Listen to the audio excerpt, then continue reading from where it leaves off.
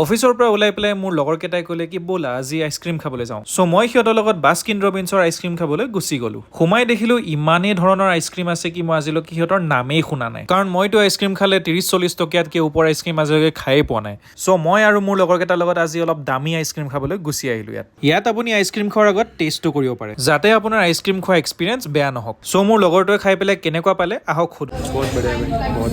ইটো বাৰু বঢ়িয়া বুলিয়ে ক'লে, এতিয়া মইহে খাই চাব লাগিব বঢ়িয়া হয় নে নহয়। এয়া হৈছে সেই বৃহৎ আইচক্ৰীমবোৰ যোনবোৰ ইয়াত পোৱা যায়। আৰু এইকেইটা হৈছে মোৰ অফিচৰ লগৰ কেইটা যোনকেইটাই দাঁত উলিয়াই পেলাই ফটো উঠি আছে। মোৰ ভিডিঅ' চাই পেলাই যদি আপোনালোকেও বাস্কিন ৰবিন্সত যাবলৈ মন কৰে তেতিয়াহ'লে মই এই প্ৰাইজ লিষ্টখন দি দিছোঁ, আপোনালোকে আহি পেলাই ইয়াত এনজয় কৰিব পাৰে। Do you believe in love at first bite?